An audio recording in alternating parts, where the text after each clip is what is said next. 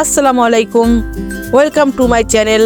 I hope আপনারা সবাই ভালো আছেন। আজ আমি আপনাদের দেখাবো কোরিয়ার জনপ্রিয় খাবার পটেটো মাশরুম।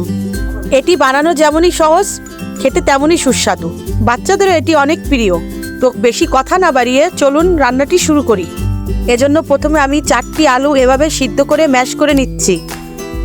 ভালো করে ম্যাশ করবেন যেন ভিতরে কোনো লাম্পস না থাকে। এখন দিয়ে দিচ্ছি সামান্য একটু লবণ। এবার দিয়ে দিচ্ছি 4 টেবিল চামচ কর্নফ্লাওয়ার।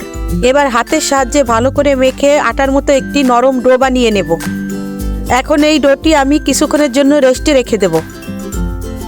এখন এভাবে হাতে তেল মাখিয়ে নিচ্ছি। এবার ডো থেকে ছোট্ট একটি লেচি কেটে নিয়ে হাতের সাহায্যে এভাবে গোল বলের মতো করে নেব।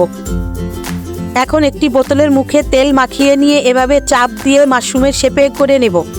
এবার আমি সবগুলো এভাবে বানিয়ে ফেলবো। এবার চুলায় পানি গরম দিয়ে পটেটো মাশরুমগুলো পানির মধ্যে ছেড়ে দেব। 2 মিনিট পর এভাবে ভেসে উঠলেই বুঝবেন হয়ে গেছে। এবার মাশরুমগুলোকে উঠিয়ে ঠান্ডা পানির ভিতর দিয়ে ঠান্ডা করে নেব। এখন আমি একটি সস তৈরি করে নেব। এজন্য আমি একটি কড়াইতে দিয়ে দিচ্ছি সামান্য পরিমাণ তেল, দিচ্ছি কিছুটা রসুন কুচি, তারপর দিয়ে দিচ্ছি পেঁয়াজ কুচি, একটু নেড়েচেড়ে দিয়ে দিচ্ছি কিছুটা পেঁয়াজ কলি। এবার দিয়ে দিচ্ছি 1 চামচ চিলি ফ্লেক্স।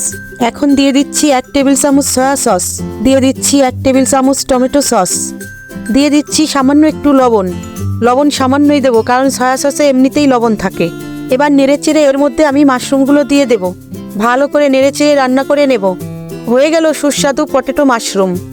ভিডিওটি ভালো লাগলে অবশ্যই একটি লাইক করবেন, আর আপনার মূল্যবান মতামত অবশ্যই কমেন্টে জানাবেন।